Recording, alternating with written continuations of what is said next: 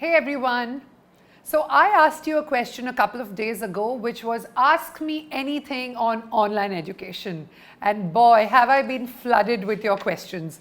So today I'm going to answer as many as I can, and I have bucketed them because all of you seem to have, questions in a certain category.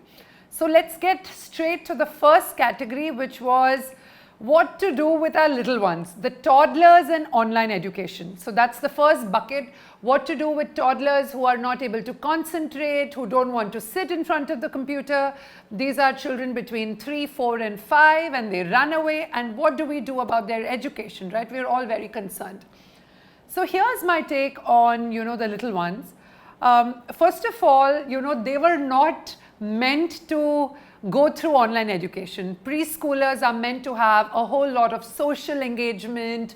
This is the first time they're interacting with their peers.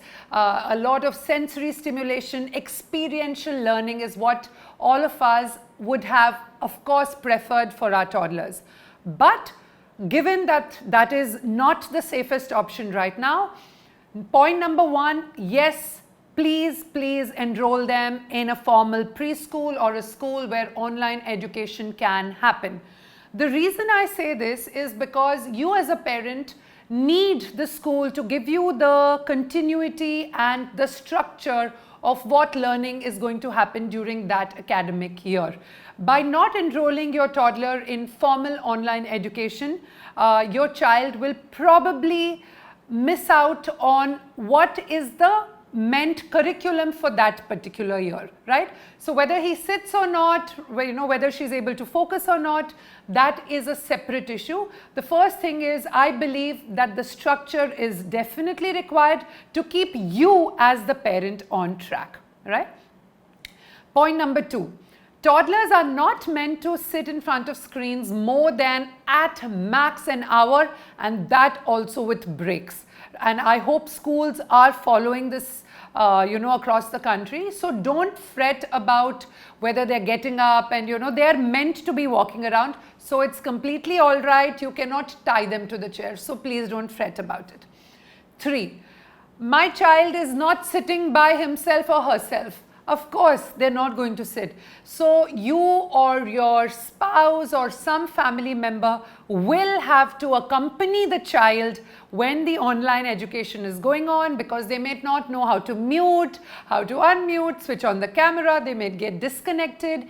And of course, when there are activities going on, you will need to facilitate. So the entire point of toddler online education, typically your nursery, your KG1, your KG2, is to make sure that these years are not lost. It is you, the parent, who will have to listen to what the teacher is saying, whether your child listens or not, and you take it offline and go through this. So these are, some of the questions that I got with respect to toddlers. And, don't worry if the child is not paying attention. As long as, the child has you have understood the concept and you are able to introduce it to the child at the pace at which the child is comfortable, I don't think there's too much to worry at this age.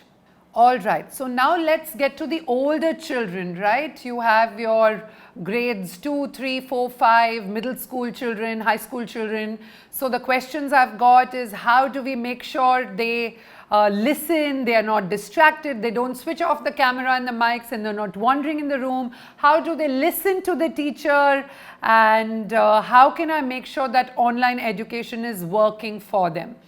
So, when it comes to primary and middle school students, they start realizing, they become a little more responsible. They understand that this is important for their own education. They are able to manage, muting, unmuting, switching on the camera. They're able to join classes on their own. The older children are able to do a lot of this. So what is our expectation out of this? Our expectation is that they are connected with the teacher. They are absorbing at least some portion of the topic that the teacher is introducing. Our second objective is that the kids have that little bit of social connect with the rest of their friends. They're able to chat with them. They're able to have a little downtime, interact with their friends. That's the second objective. And the third objective is the routine and the schedule, which is very, very important for kids to follow, right? So these are the objectives that we need to keep in mind. Having said that, is online education something that primary and middle school students, it is, you know, it's the only thing and it is sufficient on its own? I would say no. These are still young children under the ages of 13 and 14. And, you know, these kids, you will need to review, you know, what is the work, what are the assignments. You will probably need to sit with them, complete their homework, help them upload their assignments. That's what's happening in our house. So if you assume that, you know, a child of 6, 7, 8, 9, 10 is able to do everything and, you know, you can forget about it, that's not going to happen. There is no shortcut for us parents right now. We will need to review what the teacher has taught, help them finish their homework and help them with uploading of their schoolwork. I think we as parents need to make sure that we don't discourage or dissuade the children from saying, oh, you know what, online education has no meaning. You know, because parents, we are in unprecedented times. It's almost going to be 2 years, you know, since they've been at home. We don't know how much longer. So we cannot afford to make these years 0 years. So we need to tell them that, you know, this is important. You need to attend it. If you don't understand, it's all right. We will help you. We will explain it to you. But you need to pay attention and, you know, we will need to keep counseling them. Over and above this, if the child is distracted, coming out of class, you know, doing all of that, what do you do about it? We can only talk to them about it, and the teachers can talk to them and, you know, make them understand why it is important for them. But we cannot be uninvolved in this whole process. So the third bucket of questions which I have received are about high school students, right? And this is about their lack of interest, their concentration problems, and basically lack of a motivation to study. So dear parents, those of you who have high school students, you know, grade 8, 9, 10, 11, 12, a large majority will probably be taking this seriously themselves. You know, the 10th and the 12th graders are very serious about their studying. In fact, you know, I know opposite cases where the parents say, you know, please stop studying. But yes, you know, this is an age where children have to understand that this is very critical to their whole educational future and they need to pay attention. Having said that, if they don't, what do we as parents do about it? So the first thing we need to do is, you know, stay involved. It's very, very easy for high school students and parents to start getting disconnected. I think it's very important for us to stay involved, talk to them about what's going on, because a large majority of the parents may feel unequipped to teach them the subjects, you know, at the level at which high school studying is going on. Parents may feel that we are not able to teach them. So what do we do in that case?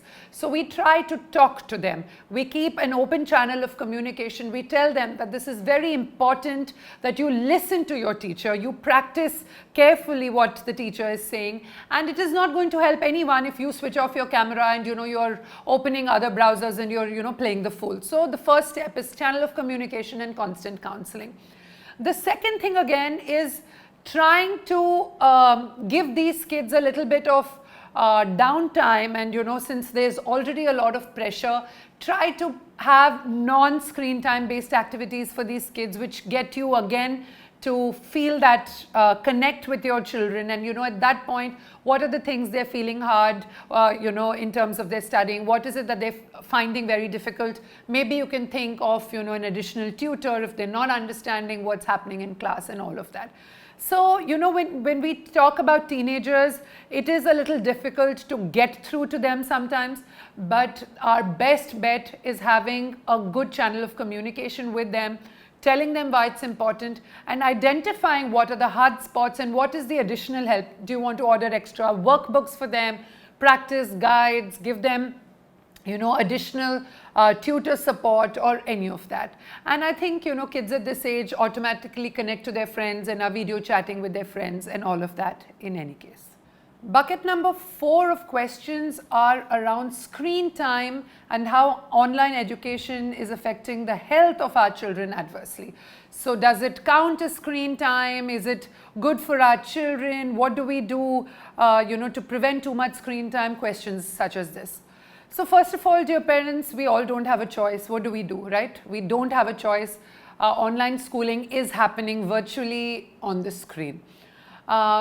It does count as screen time. So when we talk about screen time, whether you think it is useful education and school, or whether it is playing on a tab, or whether it is video games, on your PlayStation or whatever, all of it is screen time. So yes, unfortunately, the whole world of our child today for education, entertainment, relaxation, everything is screen time, and the number of hours are, upwards of 6 or 8 hours today. Is it desirable? No. But do we have a choice? No. So what do we do about it? I think the first thing is, of course, school is non-negotiable, right? Kids have to attend as many hours of school that there is online. What we can do is try and see if the activities over and above that we plan for our children are not dependent on screens. Can we plan offline activities for our children, right? So that is very important. Of course, some hobby classes, something during the week, we will have to schedule online classes. But what is it that we can do to the maximum possible, whether it's inculcating reading habits, sports in the playground nearby or in the park downstairs, whatever is possible to reduce screen time, I would really urge parents to up the quotient of that during the course of the day. And on the what does it do to the eyes? If you can have, today you have plastic glasses or screens which block out UV light, which are very useful. Those can be brought for the child. We encourage children to not sit too close to the screens. And most importantly, how do you take breaks in between, right? So every 15 to 20 minutes when you're looking into the screen, encourage your children to look away, blink, stand up, do a few stretches, take a few deep breaths. All of this is very important to give our kids the break from sitting continuously and staring into the screen. Bucket number 5 is on time management. I'm working the whole day, my husband is working the whole day, my children have to attend online school. I'm not able to manage time and I'm not able to juggle between the two. Very real problem. I don't think there's any household in India which is not facing it. So what is the solution? I think we've all cracked our own ways in which to manage times.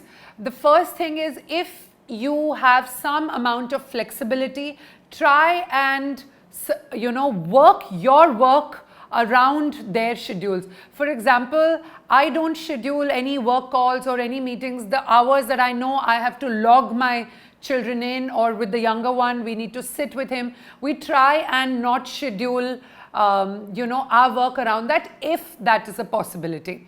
If that is not a possibility, can we co-opt other family members? In India, a large number of us live with other family members, or we have help in the form of nannies. Can we take their assistance to sit with the child? Because sometimes our children just want company, they want somebody to sit with them. Grandparents, aunts, nannies. Can we co-opt other people into helping us during these difficult times? The third thing that I would actually say is, see how your day can be stretched. Can you work late into the night, or during the early hours, so that when the child, how online school is, suddenly they want some art and craft, suddenly they need to get a pen, and we're always getting up to go and get that. So how can you manage and restructure your day so that you're available a little more during the online classes? For the older ones, I think training is the best thing. I think children above 8 are very, very conversant with how to join classes, disconnect, manage their technology themselves. How is it that we can train them so that their dependence on tech support reduces? So these are some of the ideas on time management that I can share with you. In a nutshell, dear parents, online schooling is a part of the new normal, and this is something that we will have to encourage. We will have to find ways to make it effective, and we will have to stay involved in the entire online education process. This is likely to be the best bridge between when they were going to school earlier and when they go back to school, so that these years of education are not lost and we are able to at least do 60 or 70% of what a normal school term would have been for the children. So my urge to all parents is to encourage and to support online education for your little ones. I hope I have been able to answer a lot of your questions, and my parting advice to all of you would be, don't stress too much about it. Stay involved, take it seriously, but don't stress yourselves. Those of you with small children, primary, middle school, children are super resilient. When they get back to formal school, they will catch up like this. So don't worry about it, but stay involved and relax. All the best.